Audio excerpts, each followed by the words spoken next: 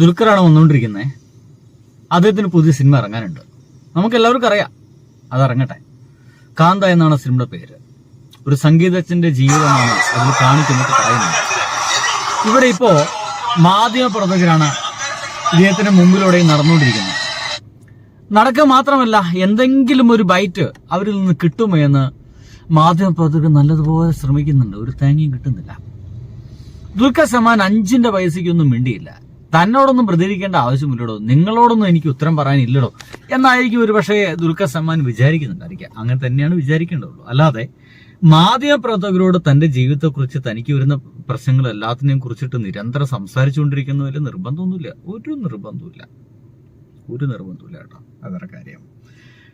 എന്തായാലും ഞാൻ കഴിഞ്ഞ ദിവസം ഒരു വീഡിയോയിൽ പറഞ്ഞ പോലെ തന്നെ ദുൽഖറിനൊക്കെ കേസ് വിടാതെ പിന്തുടരുകയാണ്. വേറൊരു വാർത്ത കൂടിയുണ്ട്. അതിങ്ങനെയാണ്, ഭൂട്ടാൻ വാഹനക്കടത്ത് സംഗതി അവസാനിച്ചു എന്ന് നിങ്ങൾ ആരും വിചാരിക്കണ്ട. ഇതങ്ങനെ അവസാനിച്ചിട്ടൊന്നുമില്ല. മോഹൻലാലിന്റെ അവാർഡുമായി ബന്ധപ്പെട്ട് അദ്ദേഹം അവിടെ അവാർഡ് വാങ്ങിക്കുന്ന ആ ദിവസമാണ് ദുൽഖറിന്റെയും മമ്മൂട്ടിയുടെയും നെഞ്ചത്തേക്ക് അന്ന് ED മറ്റെല്ലാ ആൾക്കാരും വന്ന് കയറിയത്. ദുൽഖർ സൽമാനെ ചോദ്യം ചെയ്യാൻ ED അമിത് ചക്കാലക്കിന് നോട്ടീസ് അയച്ചു എന്നാണ്. ദുൽഖർ സൽമാനിക്ക് നോട്ടീസ് അയക്കും, ഒരു സംശയമില്ല. ഇതുമായി ബന്ധപ്പെട്ട എല്ലാ കേസും നിന്നു എന്നൊക്കെ നിങ്ങൾ ആരെങ്കിലും വിചാരിക്കുന്നുണ്ടെങ്കിൽ സംഗതി വളരെയധികം ബോഷ്കാണ്. അങ്ങനെയൊന്നും ആരും തെറ്റിദ്ധാരണ ഒന്നും ഉണ്ടാക്കണ്ട കേട്ടോ. സംഗതി വാർത്ത വന്നിരിക്കുന്നത് ഇങ്ങനെയാണ്, അത്യാവശ്യം നല്ല വാർത്തയാണ്. ഭൂട്ടാൻ വാഹനക്കടത്ത് കേസിൽ താരങ്ങളെ ചോദ്യം ചെയ്യാൻ എൻഫോഴ്സ്മെന്റ് ഡയറക്ടറേറ്റ്, നമ്മൾ ED എന്ന് അതിനെ ചുരുക്കി പറയും, നടൻ അമിത് ചക്കാലക്കിന് നോട്ടീസ് അയച്ചു കഴിഞ്ഞു. ദുൽഖർ സൽമാന് ഉടൻ നോട്ടീസ് അയക്കുമെന്നാണ്. താരങ്ങളുടെ വീടുകൾ റെയ്ഡിന് പിന്നാലെയാണ് ഈ ഒരു നടപടി. റെയ്ഡ് ED അല്ല നടത്തിയത് കേട്ടോ, റെയ്ഡ് നടത്തിയത് കമ്മീഷനാണ്. എന്നാൽ അതുമായി ബന്ധപ്പെട്ട് വാഹനങ്ങൾ, കള്ളക്കടത്ത് വാഹനങ്ങൾ ഇദ്ദേഹം ഉപയോഗിച്ചിട്ടുണ്ട് എന്നാണ് ഇപ്പൊ പറയുന്നത്. മമ്മൂട്ടി, ദുൽഖർ സൽമാൻ, പൃഥ്വിരാജ്, അമിത് ചക്കാലക്കൽ എന്നിവരുടെ വീടുകളിലും ഡീലർമാരുടെ ഓഫീസ്, ദുൽഖറിന്റെ നിർമ്മാണ കമ്പനിയായ വേഫർ ഫിലിംസ് എന്നിവിടങ്ങളിലും ഒരേ സമയമാണ് എൻഫോഴ്സ്മെന്റ് ഡയറക്ടറേറ്റ് ED പരിശോധന നടത്തിയത്. തുടർന്ന് രേഖകൾ പിടിച്ചെടുത്തു അത്രേ. ഭൂട്ടാൻ വാഹനക്കടത്തിൽ ഓപ്പറേഷൻ നുങ്കൂർ എന്ന പേരിൽ കസ്റ്റംസ് അന്വേഷണം നടത്തി വരവെയാണ് EDയുടെ അന്വേഷണം കൂടി ഇടിവെട്ടിയവന്റെ തലയിൽ തേങ്ങ വീണെന്നൊക്കെ പറയുന്ന പോലെ വന്നത്. ഫെമ നിയമപ്രകാരം നിയമലംഘനം നടന്നെന്ന നിഗമനത്തിലായിരുന്നു ED പരിശോധന. വാഹനക്കടത്തുമായി ബന്ധപ്പെട്ട് നികുതി വെട്ടിപ്പും ലഹരിക്കടത്തും സംശയ നിഴലിലുള്ളതിനാൽ ആദായ നികുതി വകുപ്പും NCBയും അന്വേഷണം നടത്തിയേക്കും. എങ്ങനെയുണ്ട്? വെറും വാഹനക്കള്ളക്കടത്തിൽ ഇത് അവസാനിക്കുന്നില്ല. മയക്കുമരുന്ന്, അതിനല്ല പറഞ്ഞേ, ഇനിയിപ്പോൾ എനിക്ക് വല്ല തെറ്റിപ്പോയോ? ഇല്ലെന്നേ, ലഹരിക്കടത്ത്, പച്ച മലയാളത്തിൽ ലഹരിക്കടത്ത് എന്ന് എഴുതിയിട്ടുണ്ട്.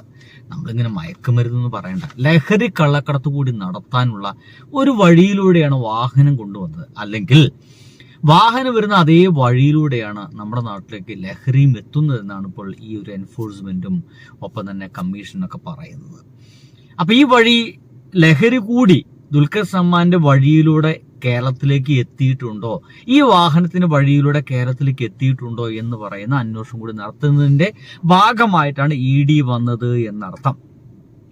എന്തായാലും താൻ നിയമപരമായിട്ടുള്ള എല്ലാ നടപടിക്രമങ്ങളും പൂർത്തിയാക്കിയിട്ടാണ് വാഹനം വാങ്ങിയതെന്ന് ദുൽഖർ അന്വേഷണ സംഘത്തെ അറിയിച്ചിട്ടുണ്ട്.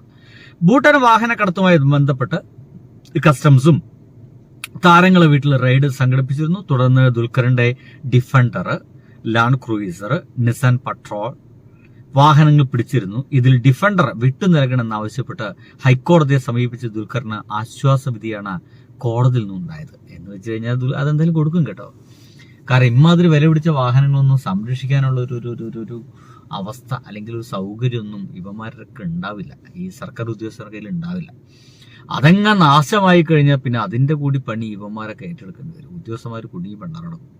സ്വാഭാവികമായിട്ട് അത് കൊടുക്കണം എന്നുള്ളതാണ്. പക്ഷേ സംഗതി നമ്മളെല്ലാവരും വിചാരിച്ച പോലെ, അന്നൊരു വലിയ ഓളം ഉണ്ടായി, അതങ്ങോട്ട് തീർന്നു വിചാരിച്ച പോലെ തീർന്നിട്ടില്ല. സംഗതിയുടെ പണി ദുൽഖർ സൽമാൻ അടക്കമുള്ള ആളുകൾക്ക് മെല്ലെ വരാനിരിക്കുന്നേ ഉള്ളൂ. പല രീതിയിലാണ് ഈ ഒരു സംഗതി വ്യാഖ്യാനിക്കപ്പെട്ടത്. ഒന്ന്, ആ കമ്മീഷണർ ഒരു സംഘിയാണ്, കൃസംഘിയാണ്. ഇത് മനഃപൂർവ്വമാണ് ദുൽഖർ അടക്കമുള്ള, അമിത് ചക്കാൽ അടക്കമുള്ള, നമ്മുടെ മമ്മൂക്ക അടക്കമുള്ള, പിന്നെ ഒരാൾ കൂടി ഉണ്ടല്ലോ, നമ്മുടെ രാജുവേട്ടൻ, പൃഥ്വിരാജ്, ഇനി നമുക്ക് അതിന്റെ സീരിയസ് ആയിട്ട് കാര്യത്തിലേക്ക് കിടക്കാം. പൃഥ്വിരാജ് ഇടതുപക്ഷ സ്വഭാവമുള്ള മനുഷ്യനാണ്. മമ്മൂക്ക ഇടതുപക്ഷക്കാരനാണ്.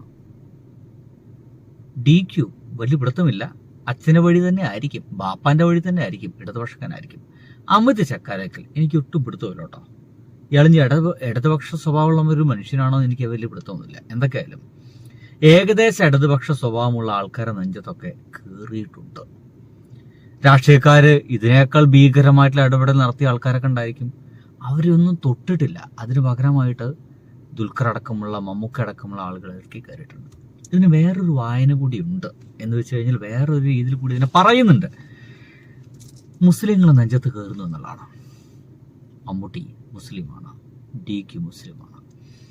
അപ്പൊ മനഃപൂർവ്വം ഇവരൊക്കെ ദേഹത്തേക്ക് കയറിയിട്ട് എത്ര തന്നെ വലിയ നടന്മാരായാലും ഇവന്മാര് നടത്തുന്നതൊക്കെ വെറും കള്ളത്തരങ്ങളാണ് എന്ന് പറയുന്ന ഒരു ചിത്രം ഉണ്ടാക്കാൻ വേണ്ടിയിട്ടാണ് ഇമാതിരി കളികളൊക്കെ ഇവന്മാര് കളിച്ചുകൊണ്ടിരിക്കുന്നത് കേന്ദ്രം എന്നുള്ളൊരു വർത്തമാനം കൂടി സോഷ്യൽ മീഡിയയിൽ നടക്കുന്നുണ്ട്. അതിങ്ങനെ പറഞ്ഞേ ഉള്ളൂ, മനസ്സിലായെന്ന് വിചാരിക്കുന്നു. അതായത് ആൾറെഡി മുസ്ലിങ്ങളെല്ലാവരും സംശയത്തിന് നിഴലിലാണ്. മുസ്ലിങ്ങളൊക്കെ വലിയ പ്രശ്നക്കാരാണെന്ന് പറയുന്ന ഒരു ഫോബിയ ഉണ്ടാക്കിയെടുത്തിട്ടുണ്ട്. ആ ഇസ്ലാമോഫോബിയ അധികമൊന്നും ഏശാത്ത ആളുകളാണ് മമ്മൂക്ക, ദുൽഖറൊക്കെ. നമ്മൾ ഇവരെന്നൊക്കെ കാണുമ്പോൾ DQ, Dulquer wow what an actor, Mammukka wow what wonderful actor എന്നൊക്കെ പറഞ്ഞ് മാത്രം ഇരിക്കുകയാണ്. പക്ഷെ അതല്ലാത്ത രീതിയിൽ കൂടി ഇവന്മാരൊക്കെ കാണേണ്ടിയിരിക്കുന്നു എന്ന് പറയുന്നത് ഒരു പരിപാടിയാണ് ഇപ്പോൾ ഉണ്ടാക്കിക്കൊണ്ടിരിക്കുന്നത് എന്നർത്ഥം. മനസ്സിലായോ? അതായത് ഇനിയുള്ള വർഷങ്ങളിൽ ഇവരൊക്കെ വെറുക്കപ്പെട്ടവരായിട്ട് ചിത്രീകരിക്കണമെന്നർത്ഥം. നടക്കൂല മക്കളെ, ഇത് കേരളമാണ്, ഒരിക്കലും നടക്കൂല. ഞാൻ അവസാനം വരെ ഇവന്മാരൊപ്പം ഉണ്ടാവും. ആരൊപ്പം? മമ്മൂക്കയുടെയും ദുൽഖറുടെ ഒപ്പം ഉണ്ടാവും. നമ്മളെ കൊണ്ട് ഇങ്ങനെയൊക്കെ പറ്റുള്ളൂ. ബൈ.